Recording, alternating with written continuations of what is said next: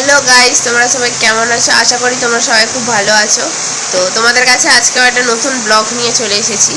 আর এই ব্লগটা হচ্ছে মানে আমার 2023-এর সরস্বতী পুজোটা কীরকম কেটেছিল, তো মানে ওই নিয়েই আর কি এই ব্লগটা। আর আমি যেমন আগের ব্লগে বলেছিলাম আমার কবে কি শরীর খারাপ করেছে, আমি এই ব্লগটায় বলবো। তো বলছি সেটা হচ্ছে যে আমার মানে প্রচণ্ড রকমের সর্দি কাশি হয়েছে, মানে সিজন চেঞ্জ হওয়ার সময় যেটা মানে সবাইরই হয় সেটা আমারও হয়েছে। ওই জন্যই মানে কদিন মানে কথা বললেই কাশি হচ্ছিল, ওই জন্য ইন্ট্রো দিতে পারিনি, কথা বলতে পারিনি। আর আমার শরীর খারাপটা হচ্ছিল মানে তো হোলির পরের দিন, মানে আমি হোলির পরের দিন ডাক্তার দেখাতে গেছিলাম।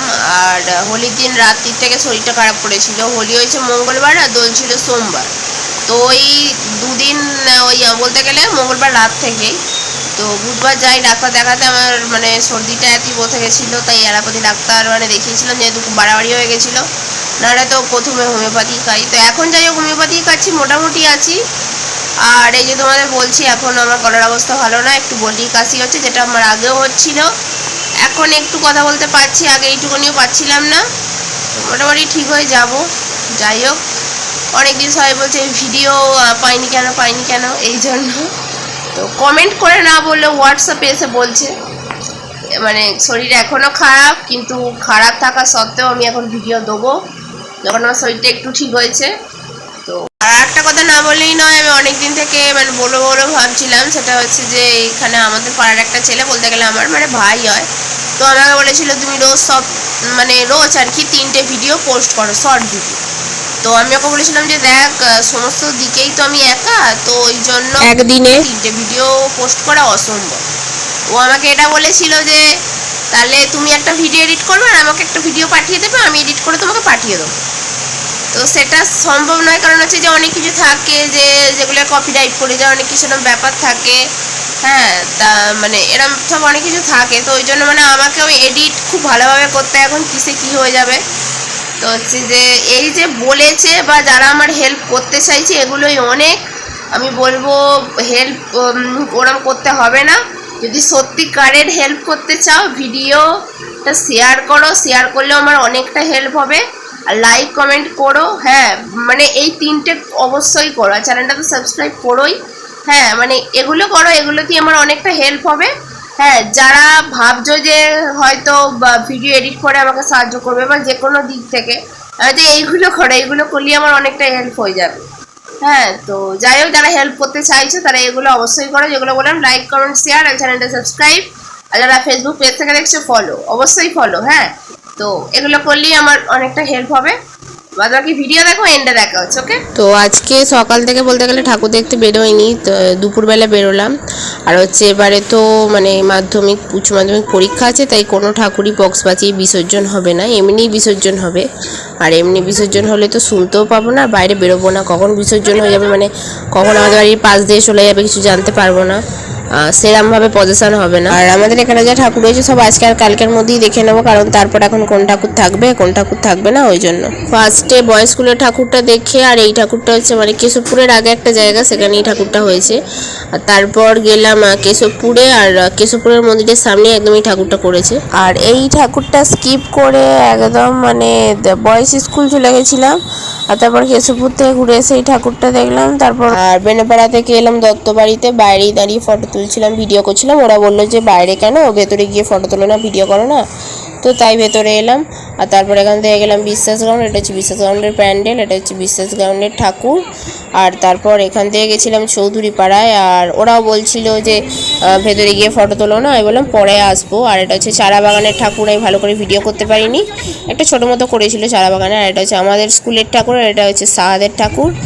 আর তারপর মানে আমাদের ওই ইনোরকলা মাঠের ওখানে একটা ঠাকুর করেছে, সেটাই দেখতে যাচ্ছি।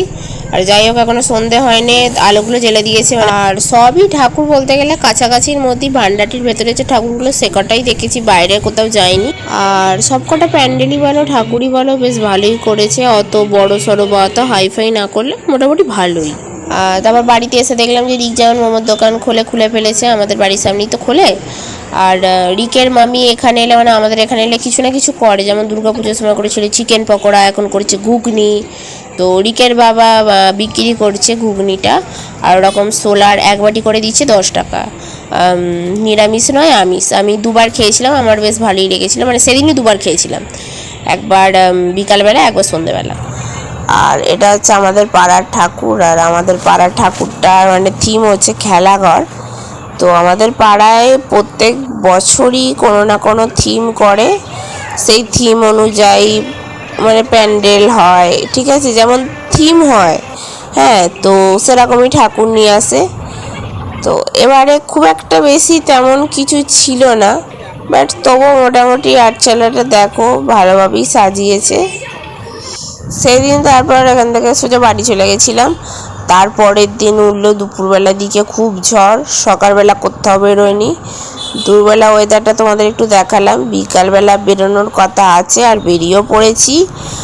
আর সরস্বতী পুজোর দিন গেছিলাম, মানে কালকে গেছিলাম আমি, ভাই আর বাবা, আর আজকে শুধু বেরিয়েছি আমি আর বাবা। তো কালকেও বেরিয়েছিলাম বাইকে করে, আজকে বেরিয়েছিলাম ওই বাইকে করে। বাজারে একটু দরকার ছিল, আর তারপর ওখান থেকে মানে বেরিয়েছিলাম বিকালের দিক করেই, তারপর সন্ধ্যা হয়ে গেল। আর এই ঠাকুরটা হচ্ছে আমাদের ভাইদের স্কুলের ওখানে, কয়েকটা ঠাকুর বাকি ছিল দেখা হয় না, ওই জন্যই আরও বেরিয়েছিলাম। মানে একটা ঠাকুরই দেখলাম, এরপর আমি হেঁটে একটু ঠাকুর দেখতে গেছিলাম, দেখাচ্ছি তোমাদের সবটাই। তো হচ্ছে যে এটা আর কি ওই বাজার থেকে আমাদের বাড়ি আসতে পড়ে, আমাদের বাড়ি থেকে বাজার যেতেও পড়ে। আর এই যে এইটা হচ্ছে আঁকার এক্সিবিশন, মানে আমাদের ভাইয়ের যে স্কুলটা, সেই স্কুলের মধ্যে এটা একটা রুমের মধ্যে করে, হ্যাঁ। তো তেমন কেউ ছিল না বলে ভালো করে ভিডিও করতে পারলাম। আর তারপর সোজা ওখান থেকে বাড়ি চলে এলাম। তারপর বাড়ি থেকে গেছিলাম একাই বলতে গেলে এই বামাশ্বরী ঠাকুরটা দেখতে, হ্যাঁ। তো বা বললো আমার হবে না, দোকান খুলতে হবে, তো ওই জন্য বাবার দোকান খুলে দোকানে বসে পড়লো, আমি একাই এলাম। তো তারপর এই একটা ছোট মানে ফোয়ারার মতো করেছে, বেশ ভালো। তো যেখানে ওই বামেশ্বরী তলা দুর্গা পুজোটা, লক্ষ্মী পুজোটা, সেখানে সরস্বতী ঠাকুরটা হয়েছিল। আর বামেশ্বরী তলা থেকে আমাদের পাড়ায় আস্তে আস্তে কিছু লাইটিংয়ের ভিডিও করছিলাম। আর তারপর আবার আমাদের পাড়া থেকে চৌধুরী পাড়ায় গেলাম। আর এটা হচ্ছে মানে সরস্বতী পুজোর পরের দিন, তারপরের দিন, হ্যাঁ, আমাদের মানে পাড়ায় বলতে গেলে কচুরি ফিস্ট হচ্ছে, কচুরি, আলুর দম, ছোলার ডাল, মিষ্টি, চাটনি। তো যেহেতু আমাদের বাড়ি থেকে আমি একাই করছি, তো আমার ভাই খাবে না, ওই জন্য আমাদের বাড়িতেও আজকে কচুরি হচ্ছে। তো তোমরা কয়েকটা ফটো দেখলে যে মানে আমি কচুরিটা বেলে দিচ্ছিলাম, হ্যাঁ, বাড়িতে করে দিয়ে এসে ফিস্টে এলাম। তো ফিস্টে সবাই খাচ্ছে, ফার্স্ট ব্যাচ মানে বসে গেছে, তারপর আমি খেলাম। আর এই ভিডিওটা যেটা দেখছো এটা হচ্ছে সরস্বতী পুজো হলো দুদিন মধ্যিখানে চলে গেল, এটা হচ্ছে দুদিনের পর, এটা হচ্ছে 4 দিনের দিন। তো সব কিছুই লিখে দিয়েছি, হ্যাঁ, আর তার সঙ্গে মুখও বলে দিচ্ছি ডেট ওয়াইজ, দেখো, দেখলে বুঝতে পারবে।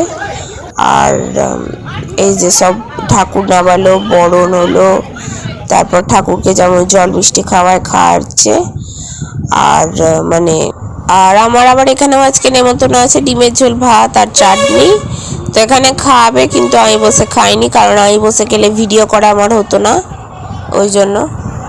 আর এই দেখো এই আটচালা থেকে নিয়ে আসার পথে মানে কিছু কিছু লাইট আছে, কিন্তু যেখানে বিসর্জন হবে সেখানে এসে দেখলাম আলো নেই, আলো আটকানো আছে, কিন্তু মধ্যিখানের তারটা কেটে গেছে, হ্যাঁ। আর জোরে লাগানোও যাচ্ছে না, ওই টান পড়ছে, হ্যাঁ, মানে কেটে যাওয়ার ফলে তারটা ছোট হয়ে গেছে।